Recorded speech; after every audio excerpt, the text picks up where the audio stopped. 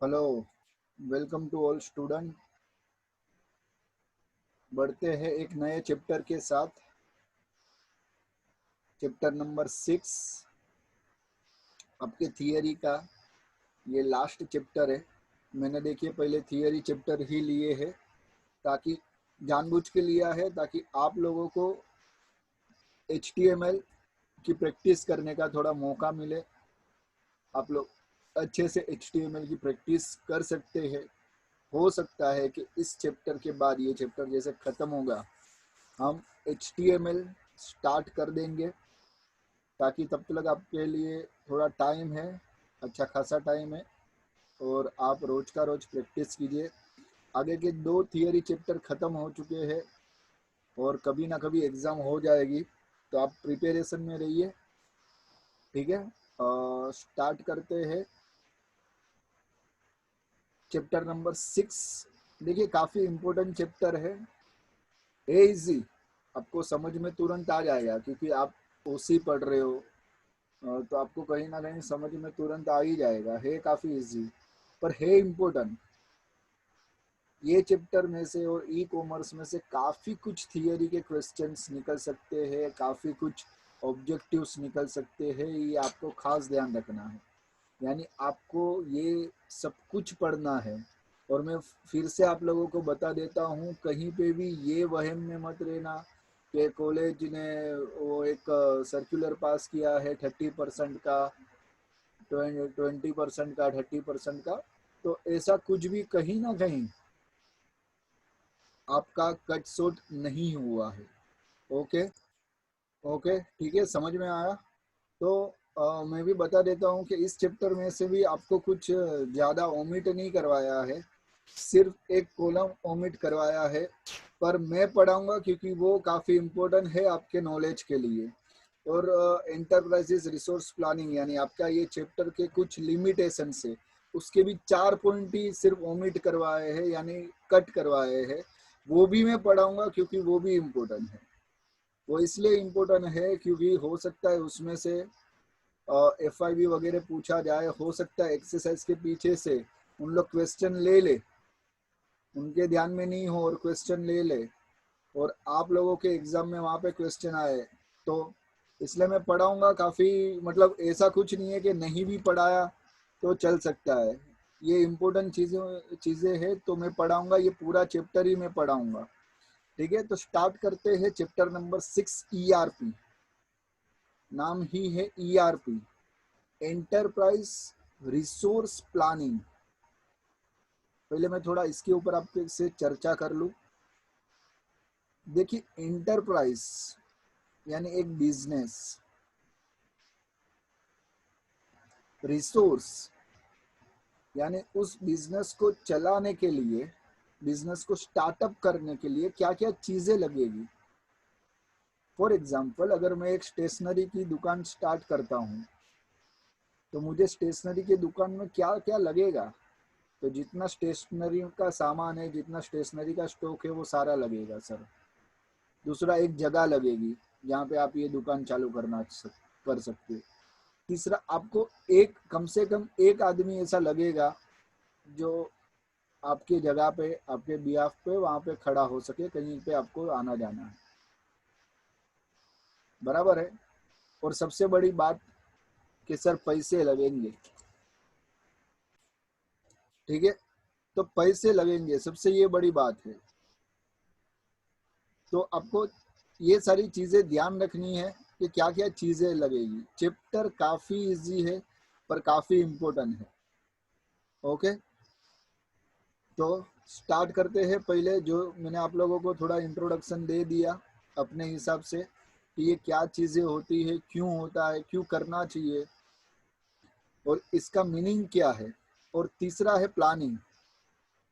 तो प्लानिंग यानी क्या, ये बिजनेस तो चल रहा है, मैंने स्टार्ट तो कर दिया, पैसे जैसे बोला मैंने पैसे भी लगा दिए, आदमी को भी रख दिया, पर मैं कुछ एक प्लानिंग के साथ जाऊंगा, मैं कुछ स्कीम के साथ जाऊंगा ताकि मेरा बिजनेस जो है थोड़ा प्रोग्रेस हो सके, थोड़ा मुझे उसमें प्रॉफिट दिखाई दे। तो इसको कहा जाता है प्लानिंग। तो ये पूरा तीनों तीन काफी इम्पोर्टेंट है, ये तीनों तीन के आधार पे आपका ये चैप्टर बना है, एंटरप्राइज रिसोर्स प्लानिंग। ठीक है, बस ये थोड़ा सा इंट्रोडक्शन आपके दिमाग में डाल दिया ताकि आपको पता चले कि बस इसके आधार पे, ये बेस पॉइंट पे पूरा चैप्टर है। तो स्टार्ट करते हैं इंट्रोडक्शन से। आपको भी थोड़ा पढ़ना है और हाथ में पेंसिल वगैरह पेन वगैरह रखना, ताकि कुछ भी ऐसा इम्पोर्टेंट लगे, मुझे कुछ ऐसा लगे तो मैं आपको अंडरलाइन करवा दूं। ठीक है, स्टार्ट करते हैं थोड़ा। In today competitive world, one has to manage the future of enterprise more cleverly. Managing the future means managing the information. A large enterprise may generate huge amount of data, कोई भी data, such as a financial data, customer details, purchase details, employee data, etc. Only the organization that makes the best possible use of this information can succeed. In this age of information explosion, it is very difficult to manage this huge information by people alone. अकेले इंसान का काम नहीं है कि आज मैं अकेले हाथ से एक दुकान स्टार्ट करता हूँ, बोले स्मॉल स्केल पे स्टार्ट किया भाई, लार्ज बिजनेस नहीं है मेरा, स्मॉल स्केल पे स्टार्ट किया, फिर भी मुझे सारी चीजें मेंटेन रखनी पड़ेगी। ये स्टेशनरी के मान लो 300 प्रोडक्ट है, तो ये 300 प्रोडक्ट का स्टॉक मुझे मेंटेन रखना पड़ेगा। तो मैं 300 पे एक नोटबुक में 300 पेज को रोज अपडेट करूं तो मेरा कितना टाइम जाएगा, क्योंकि हर रोज कुछ ना कुछ तो बेचूंगा मैं। तो मेरे पास end of the day closing stock में कितना स्टॉक पड़ा था, फिर ओपनिंग स्टॉक में मेरा वही डे पे कितना स्टॉक मैंने बेचा या नहीं बेचा, मुझे सब उसका हिसाब रखना पड़ेगा। और एक एक छोटी छोटी चीजों का मैं हिसाब कैसे रख सकता हूँ। मैं आपको एग्जांपल दे रहा हूँ स्टेशनरी की दुकान का, तो उसके आधार पे बात कर रहा हूँ कि फॉर एग्जांपल एक इरेजर है, तो मैंने इरेजर के 50 बॉक्स परचेस किया, एक बॉक्स में 10 इरेजर आते हैं, यानी टोटल 500 इरेजर हुए। तो मैं दिन के कितने इरेजर बेचूं, ये क्या हिसाब लिखते रखूं। तो मैंने आज 2 इरेजर बेचे या 3 इरेजर बेचे, it is very difficult to manage अकेले हाथ से। तो कुछ ऐसी टेक्नोलॉजी यहाँ पर, information technology and its related technologies can be use for planning and organising resource and information of enterprises. Hence, most of the organization are moving to enterprises resource planning package as a solution to their information management problems. अभी ये chapter का नाम ERP और ये chapter के related क्या है मैं आपको बताता हूँ। देखिए सुनिए, नाम पता है एंटरप्राइजेस रिसोर्स प्लानिंग, यानी बिजनेस को बढ़ाना है, उसके लिए जो जो रिसोर्स लगेंगे, जो जो प्लानिंग लगेंगे, सब कुछ मुझे उसके हिसाब से काम करना है। तो ये हो गया पूरा ERP। पर बिजनेस बढ़ाना है तो मान लो कि मैंने एक बिजनेस स्टार्ट किया ही है, पर उसमें मेरे बहुत सारे डिपार्टमेंट है। परचेस डिपार्टमेंट हो गया, सेल्स डिपार्टमेंट हो गया, अकाउंट डिपार्टमेंट हो गया, फिर जो अगर मेरे काम में लेबर है तो लेबर का सुपरवाइजर जो रहता है उसका एक अलग से डिपार्टमेंट हो गया, लोगों की सैलरी वगैरह मुझे काउंट करनी पड़ेगी, ये एक डिपार्टमेंट है। हालांकि वो अकाउंटिंग डिपार्टमेंट के सब डिपार्टमेंट में आता है, फिर भी वो उसको डिपार्टमेंट रखना पड़ेगा। फिर मुझे जितने भी मेरे एम्प्लॉयज़ है उसका इन आउट टाइम का हिसाब रखना पड़ेगा। कौन कितने बजे आया। फॉर एग्जांपल मैं जो बिजनेस स्टार्ट किया है उस बिजनेस में मैंने अभी तक 100 एम्प्लॉयज रख दिए हैं, तो 100 एम्प्लॉयज का हिसाब मैं कैसे रख पाऊंगा अकेला। कौन कितने बजे आ रहा है, कौन कितने बजे जा रहा है, किसने कितने टाइम लंच ब्रेक लिया, कौन जल्दी चले गया, किसका क्या हॉलीडेज है, पूरे मंथ वाइज कितने हॉलीडे हुए, उसने कितनी छुट्टी ली, कितने हाफ डे है। तो ये सारा जो कैलकुलेशन है ये मैं नहीं रख सकता या और कोई भी इंसान नहीं रख सकता। तो इसको एकदम सिंपल लेवल पे कैसे करना, और वो भी टेक्नोलॉजी में, इसलिए यहाँ पर एक पैकेजेस स्टार्ट किया।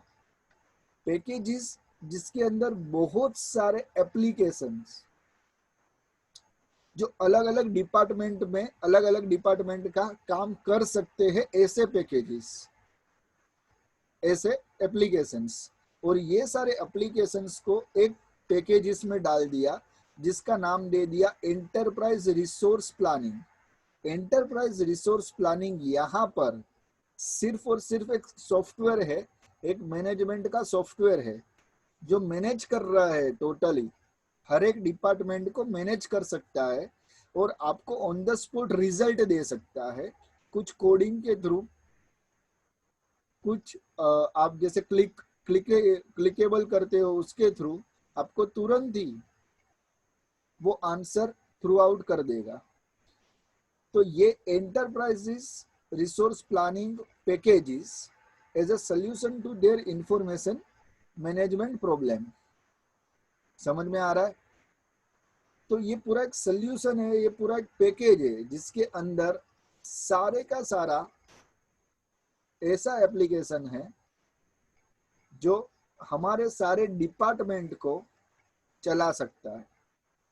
अकाउंटिंग डिपार्टमेंट का एप्लीकेशन यूज करेगा, परचेस डिपार्टमेंट अपना परचेस डिपार्टमेंट का एप्लीकेशन यूज करेगा, मगर होगा पूरा एक सर्वर पर, ईआरपी पर।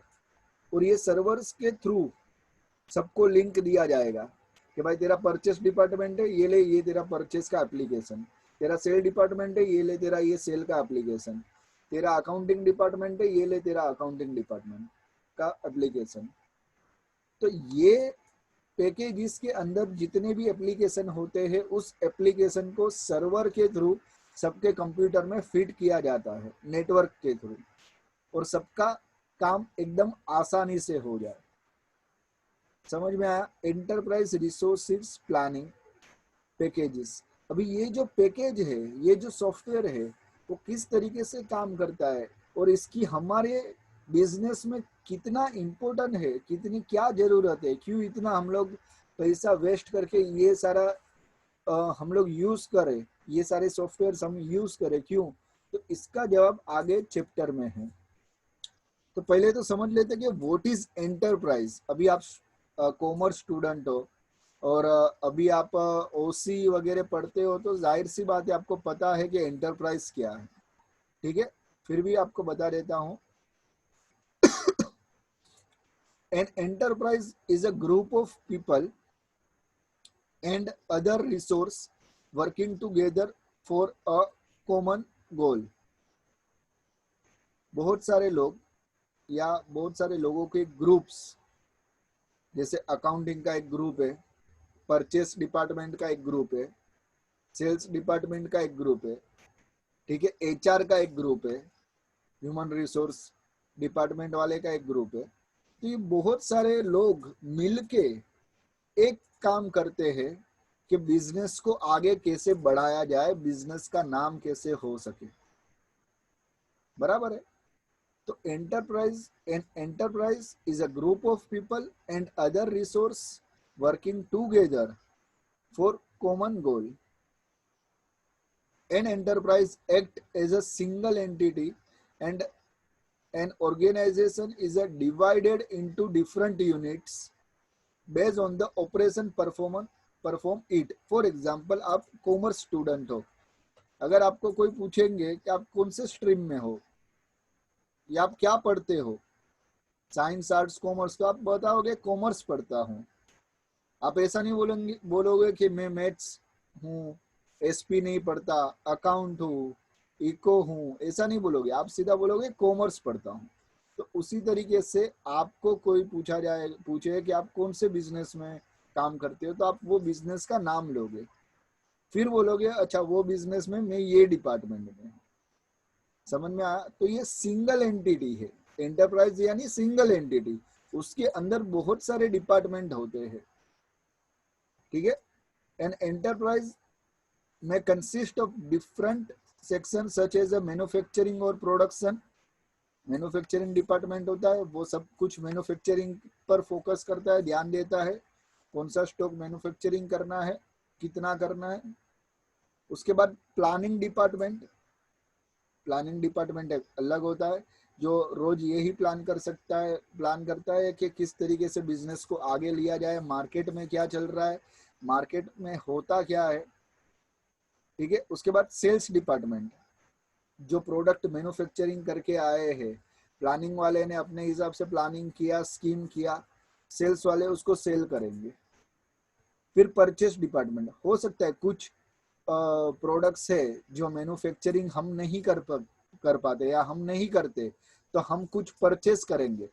फॉर एग्जाम्पल कि मैं शर्ट मैन्युफैक्चरिंग करता हूँ, मेरा शर्ट का कामकाज है, बिजनेस है, मेरा फैक्ट्री है, मैं मैन्युफैक्चरिंग करता हूँ, पर मैं कपड़ा तो कहीं ना कहीं से परचेस करूंगा ही, तो ये परचेस डिपार्टमेंट हो गया। उसके बाद फाइनेंस डिपार्टमेंट, मेरा अच्छा खासा बिजनेस चलता है, अच्छा खासा मेरा सेल है, मेरा प्रॉफिट दिख रहा है, तो कुछ ऐसे फाइनेंशियल कुछ लोग मुझे हेल्प करना चाहते हैं, उनको भी मेरे कंपनी में आना है, तो ये सारा एक फाइनेंस डिपार्टमेंट होता है। जो और एक अकाउंटिंग डिपार्टमेंट भी होता है, जो ये ध्यान रखता है कि सारे वर्कर्स को वगैरह को अच्छे टाइम टू टाइम सैलरी वगैरह, वेजेस वगैरह प्रोवाइड की जाए, मैन्युफैक्चरिंग में जो भी खर्चा लगता है, कॉस्ट लगता है, वो दिया जाए, इलेक्ट्रिसिटी बिल या मोटिव पावर का जो भी खर्चा है वो दिया जाए, XYZ सन्ड्री जितने भी एक्सपेंस है वो सारे दिए जाए।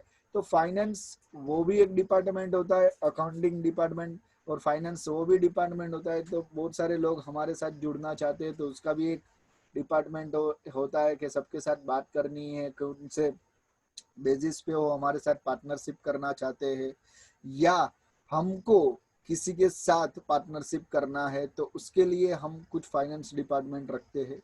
उसके बाद डिस्ट्रीब्यूशन डिपार्टमेंट, फॉर एग्जाम्पल बहुत बड़ी कंपनी है, फॉर एग्जाम्पल हम यहाँ पर अमूल की बात करते हैं, तो अमूल एक बहुत बड़ी कंपनी है आज की डेट में इंडिया में। तो अभी वो जो कंपनी है वो सब जगह पे तो नहीं जा सकती पूरे ऑल ओवर इंडिया में, तो उन्होंने कुछ डिस्ट्रीब्यूटर सिलेक्ट कर दिए कि मैं तुमको माल दूंगा, तुम आगे अपने रिटेलर पे, आपके एरिया में रिटेलर को माल दोगे। ठीक है। मैं जो तुमको प्रोडक्ट देता हूँ वही प्रोडक्ट आप आगे अमूल के दोगे, तो मैं आपको डिस्ट्रीब्यूशन सिलेक्ट करता हूँ, उसके लिए कुछ आपको डिपॉजिट रखना पड़ेगा माल के लिए, और आपको उसमें आपका अच्छा खासा प्रॉफिट भी होगा। तो ये पूरा मैं डिस्ट्रीब्यूशन डिपार्टमेंट भी एक रख सकता हूँ, लार्ज स्केल पे ये होता भी है।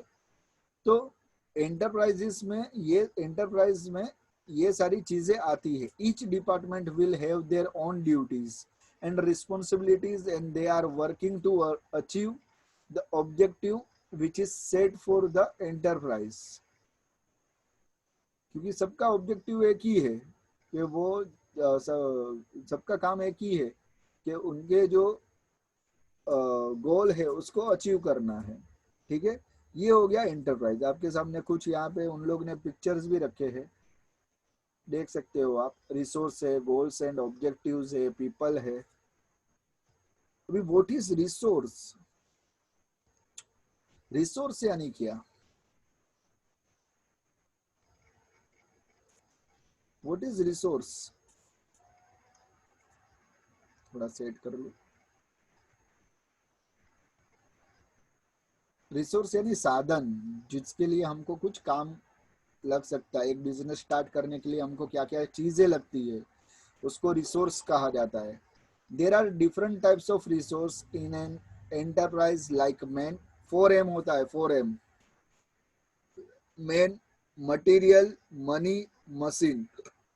फिर से रिवाइज। मैन, मटेरियल, मनी और मशीन, ये 4 एम होता है। ये 4 एम एम जो एकदम बेस है, man, material, money and machine. Information system can be designed for various departments of an enterprise so that accurate and timely data can be provided to the concerned person. ये काफी important है कि आपके पास proper data होना चाहिए, ठीक है, proper figure होना चाहिए, और आप वो proper data, proper figure maintain कर सको, उसके लिए ही ये एक पैकेजेस है, सॉफ्टवेयर का पैकेजेस है। आगे,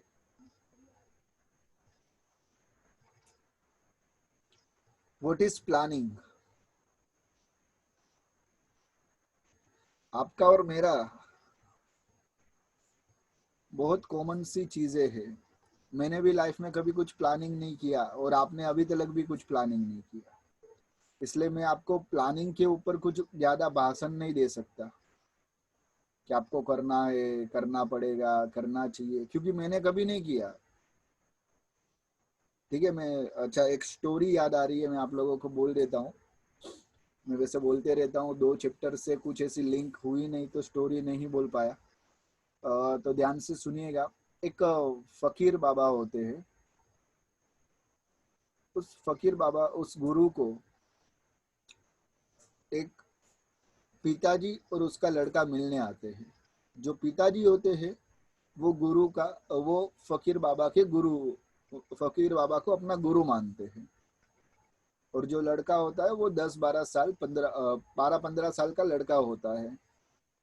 और वो जो पिताजी है वो अपने गुरु के पास, फकीर बाबा के पास, अपने बेटे की शिकायत लेके आते हैं कि इसको एक बहुत बुरी आदत है। तो फकीर बाबा पूछते हैं क्या आदत है? तो उसके जो पिताजी है वो बोलते हैं कि इसको कहीं पे भी घूमते फिरते चलते ये शक्कर ही खाते रहता है, शक्कर ही खाता है, शक्कर, सबसे ज्यादा शक्कर ही खाता है। तो फकीर बाबा ने बोला अच्छा ये है, एक काम करो आप 7 दिन के बाद आइए। तो पिताजी समझे नहीं। पिताजी ने बोला कि ऐसा क्यों? पिताजी ने बोला ऐसा क्यों? तो बाबा ने बोले आप 7 दिन के बाद मुझे मिलिए ये बच्चे को लेके। 7 दिन बीत गए। बाबा, पिताजी और बच्चा फिर बाबा से मिलने आया। बाबा ने बोला एक काम कीजिए, आप और 7 दिन के बाद मुझे फिर से मिलिए। पिताजी फिर हैरान हो गए। पिताजी ने पूछा कि बाबा जी, गुरु जी, आप ये क्या कर रहे हो? मुझे समझ में नहीं आ रहा है। मतलब आपको इसको समझाना है, आपको इसको बताना है, आपको इसको कुछ बोलना है, ठीक है, तो आप कुछ बोल ही नहीं रहे हो और मुझे 7 दिन में आ, 7 दिन में आ ऐसा बोल रहे हो। तो आप क्यों ये, मतलब ऐसा क्यों कर रहे हो? मेरे समझ में कुछ भी नहीं आ रहा है। ये सारी बातें वो बच्चा सुनता है, बच्चा भी कुछ नहीं बोलता।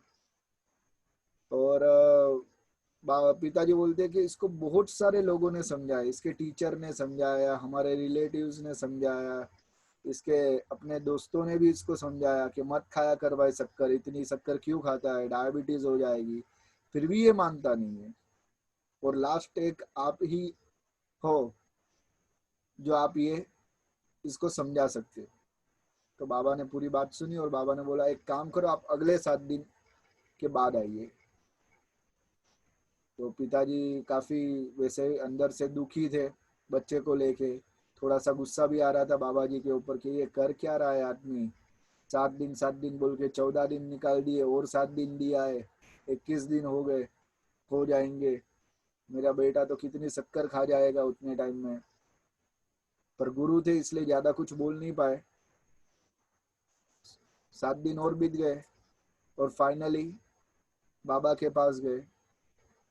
बाबा ने उस बच्चे को बहुत प्यार से सिर्फ इतना बोला कि बेटा अभी कल से शक्कर मत खाना, बस इतना ही बोला। तो उसके पिताजी एकदम ही गुस्से जैसे हो गए कि क्या बाबा, आप भी सिर्फ इतना बोलने के लिए 7 दिन, 7 दिन, 7 दिन, यानी आपने 21 दिन का टाइम बिगाड़ दिया। अगर आप ये ही चीज 21 दिन के पहले बोलते तो शायद ये कुछ सुधर जाता, ये कम शक्कर खाता। फिर बाबा ने उसको बोला कि सुन भाई, मैं भी इसकी तरह शक्कर खाता हूँ, और मुझे इसको बोलने के लिए खुद को चेंज करना पड़ेगा। मैंने तभी सोचा, और मैंने ये 7 दिन, पहले 7 दिन मैंने चेंज करने की कोशिश की पर मेरे से नहीं हुआ, इसलिए फिर मैंने दूसरे 7 दिन किया, थोड़ी कम शक्कर खाना चालू किया। दूसरे 7 दिन में मैंने थोड़ी, जितनी खाता था उससे आधी मात्रा में कम खाने चालू किया। फिर तीसरे 7 दिन में, तीसरी बार जब 7 दिन हुआ, मैंने बंदी कर दी, और आज अभी मैं शक्कर खाना बंद कर दिया। इसलिए मैं इस बच्चे को बोल सकता हूँ कि अभी शक्कर मत खाना। और उसी दिन से उस बच्चे ने भी शक्कर खाना छोड़ दिया। मोरल ऑफ द स्टोरी कि मैंने कभी प्लानिंग नहीं की, इसलिए मैं आपको कभी प्लानिंग के लिए नहीं बता सकता। फिर भी आपको मैं बोल सकता हूँ कि करनी चाहिए, हमारी स्टडी के लिए प्लानिंग करनी चाहिए, हमारी लाइफ के लिए प्लानिंग करनी चाहिए। हाँ, मैं बोल रहा हूँ करनी चाहिए, फिर आपके ऊपर है, आप करो ना करो। भगवत गीता में एक श्लोक है, यथेचसि तथा कुरु। कृष्ण भगवान पूरी भगवत गीता बोल देते हैं अर्जुन को, और उसके बाद में लास्ट में ये श्लोक बोलते हैं, यथेचसि तथा कुरु, यानी मैंने मेरा काम किया, मैंने तुझे जो बोलना था बोला, अभी तेरे ऊपर है, तुझे जो करना है करो। इसी तरीके से मैं आपको यहाँ पे बोल देता हूँ कि प्लानिंग थोड़ा करना चाहिए। मैंने मेरा काम किया, आपके ऊपर है आपको प्लानिंग करना है नहीं करना है, ठीक है। तो व्हाट इज प्लानिंग, बात यहाँ पे आ जाते हैं कि planning helps managers to improve future performance by establishing objective and selecting a course of action for the benefit of the organization। दोस्तों एक चीज ध्यान रखना कि लाइफ में कोई भी चीज एक दिन में नहीं हासिल हो जाती, मगर एक दिन जरूर हासिल होती है, समझे। पर उसको हासिल करने के लिए धीरे धीरे धीरे धीरे धीरे धीरे स्टेप से आगे बढ़ना चाहिए। और ये प्लानिंग कहीं ना कहीं हमको वो हमारे गोल तक लेके जाने में मदद करती है। अगर आप विदाउट प्लानिंग कुछ करते हो तो आप भी पहुंच सकते हो, ऐसा नहीं है, कोई भी कहीं पे भी अटकता नहीं है, पहुंच ही जाता है, और ऊपर वाला पहुंचा ही देता है, ठीक है। तो आप लोगों को बस कहने का इतना मतलब है कि विदाउट प्लानिंग और विथ प्लानिंग में फर्क क्या होता है। फॉर एग्जाम्पल कि मुझे एक आधे घंटे में कहीं पे जाना है, मैं चलना स्टार्ट कर दूंगा, तो मैं वो आधे घंटे के बदले में पौने घंटे में, 45 मिनट में या 1 घंटे में पहुंच जाऊंगा। ये हो गया विदाउट प्लानिंग, ठीक है। पर मुझे आधे घंटे के अंदर अंदर पहुंचना है, तो मैं या तो कोई मेरी बाइक वगैरह लेके जाऊंगा, या तो मैं ऑटो कर लूंगा, या तो मैं कोई बस के थ्रू जाऊंगा, यानी XYZ व्हीकल के थ्रू जाऊंगा। ये हो गया विथ प्लानिंग। मगर आपको जहां पहुंचना है वो आप टाइम के साथ पहुंच सकते हो, उसको कहा जाता है प्लानिंग, ठीक है। जैसे कोरोना स्टार्ट हुआ इंडिया में, बहुत सारे लोगों ने, बहुत सारे बिजनेस के लोगों ने प्लानिंग कर दिया कि अगर इंडिया में कोरोना है, ठीक है, तो सैनिटाइजर की जरूरत लगेगी, दिमाग लगा के प्लान कर दिया, तो सैनिटाइज बनाना स्टार्ट कर दिया, सैनिटाइज बेचना स्टार्ट कर दिया। तो ये हो गया विथ टाइम। मास्क बेचना स्टार्ट कर दिया, घर के कपड़ों से सिल सिल के मास्क बेचना स्टार्ट कर दिया, तो ये हो गया विथ टाइम। देखिए स्टार्टिंग में कितने मास्क बिकते थे, सैनिटाइजर बिकते थे, आज उससे 60% कम हो गया। एक टाइम आएगा कोरोना जाएगा, गॉड नोस कभी, मगर एक टाइम आएगा चले जाएगा, तो ना कोई मास्क खरीदेगा ना कोई सैनिटाइज खरीदेगा। तो ये होता है प्लानिंग,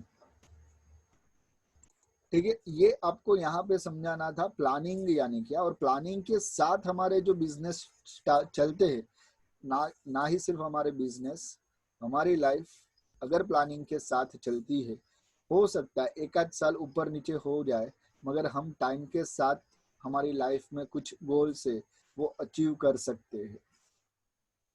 ठीक है, मैंने सही में नहीं की थी प्लानिंग, फिर भी मैं आप लोगों को समझा रहा हूँ। चलिए ठीक है, आगे बढ़ते। तो ये सारी चीजें एंटरप्राइज यानी एक बिजनेस को चलाना, रिसोर्स उस बिजनेस को किस तरीके से चलाना, और प्लानिंग उस बिजनेस को आगे हम फ्यूचर में इन फ्यूचर उसमें ज्यादा से ज्यादा प्रॉफिट और उसका ज्यादा से ज्यादा अच्छा परफॉर्मेंस हम इम्प्रूव कर सके, उसको कहा जाता है। तो concept of ERP, concept of enterprise resource planning. In some enterprises, different departments function independently. So the information that is produced by each department may be available only to the top management of the department, and it is not available to other departments. In figure 6.2, there is no communication between different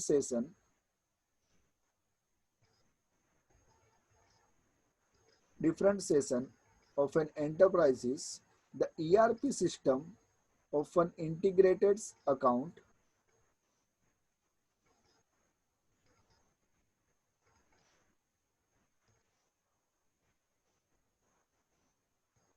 payables, stock control system, order monitoring system, and customer database into one system. कि देखिए यहाँ पर ये जो दिया है, ये किसी में भी किसी के साथ इसको कनेक्शन नहीं है, कोई भी डिपार्टमेंट के साथ कनेक्शन नहीं है। फाइनेंस अपने हिसाब से काम करता है, मार्केटिंग अपने हिसाब से काम करता है, प्रोडक्शन अपने हिसाब से काम करता है, प्रोड्यूसिंग प्लानिंग अपने हिसाब से काम करता है, एचआर अपने हिसाब से काम करता है, और सेल्स एंड डिस्ट्रीब्यूशन अपने हिसाब से काम करता है। तो ये बहुत सारे ऐसे और बिजनेस है जहाँ पे सारे डिपार्टमेंट, ऐसा जरूरी नहीं कि मिलके काम करे, सारे डिपार्टमेंट अपना काम करेंगे जरूर, जो वो डिपार्टमेंट में है वो डिपार्टमेंट का काम करेंगे, पर ऐसा नहीं कि मिलके काम करेंगे। ठीक है, अपने अपने हिसाब से काम करते रहेंगे और अपने अपने हिसाब से परफॉर्मेंस देते रहेंगे। आगे भी देखो, ये होता है अगर कभी ऐसा कुछ हुआ, ये हो गया सेंट्रल डेटाबेस।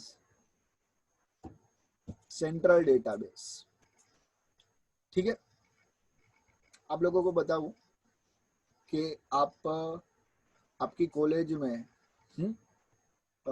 फीस वगैरह पे करते हो, तो आपको सिर्फ एक ही फॉर्म या एक ही एडमिशन फॉर्म फिलअप करना पड़ेगा।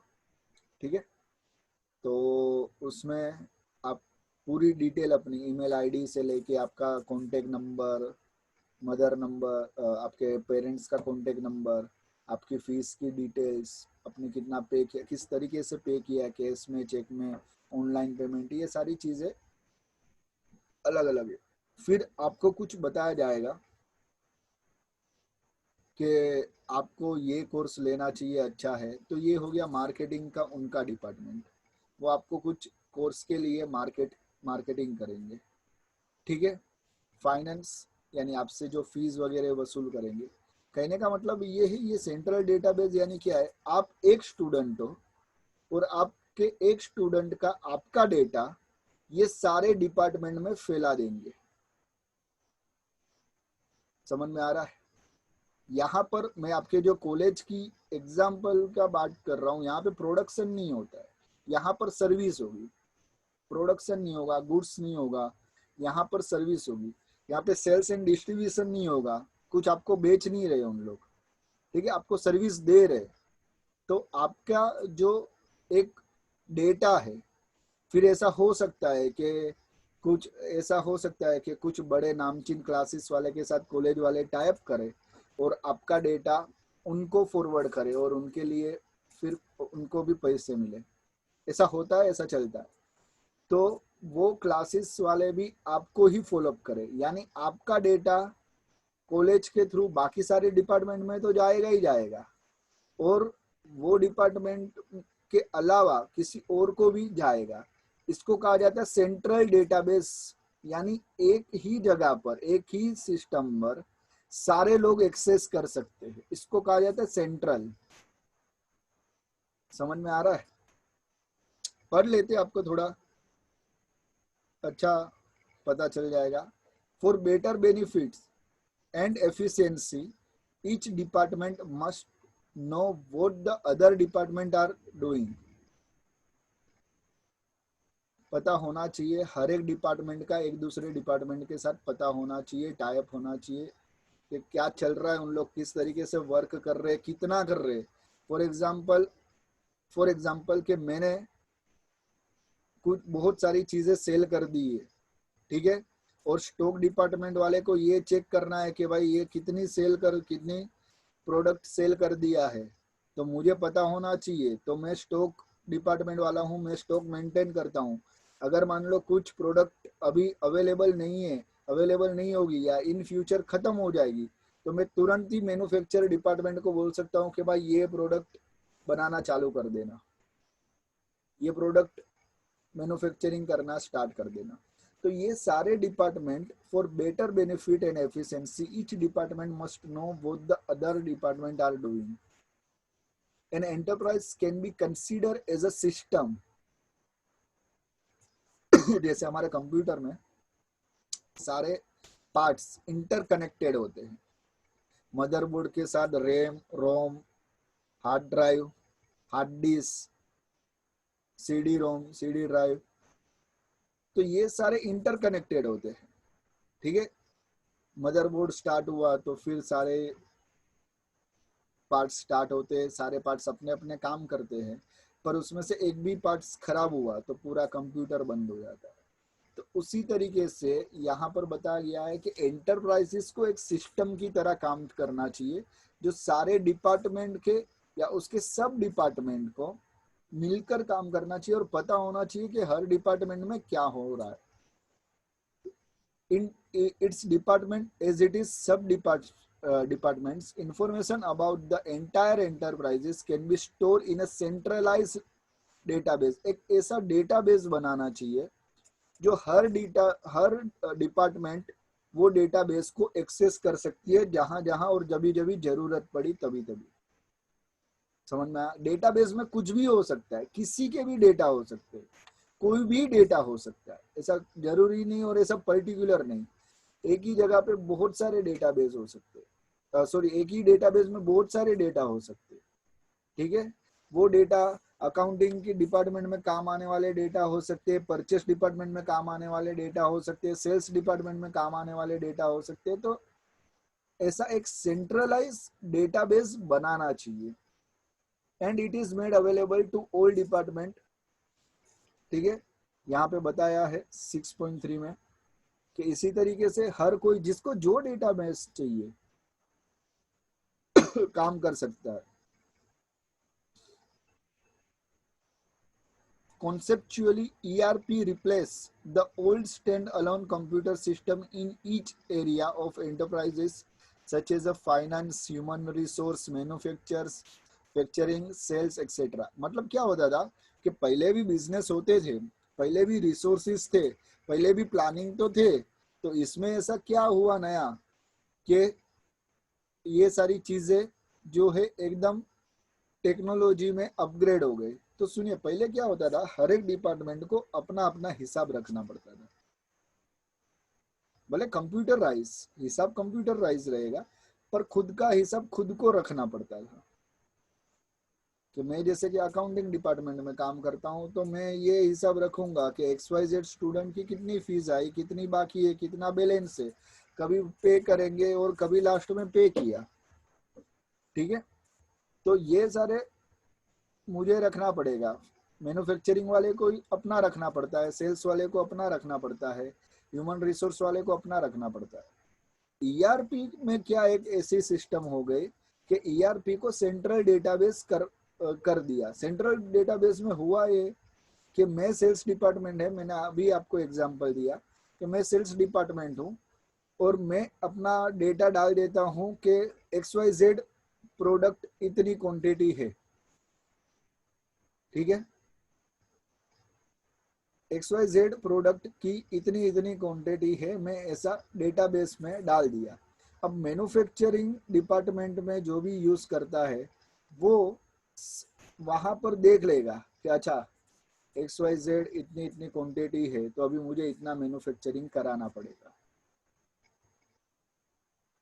तो ये सेंट्रल डेटाबेस का एक यहाँ पर बेनिफिट और एडवांटेज ये होता है कि हम हमारा डेटाबेस सेंट्रल डेटाबेस में डाल दो, फिर सबको एक्सेस करने करने मिलता है, जिसको जब जब एक्सेस करना है तब, ठीक है। मार्केटिंग वाले को अगर कुछ चाहिए रहेगा, किसी को फोन वगैरह करने, तो वो सीधा सेंट्रल डेटाबेस में से डेटा उठा के फोन करना स्टार्ट कर देगा, मार्केटिंग करना स्टार्ट कर देगा, ठीक है। अब आगे बढ़ते हैं।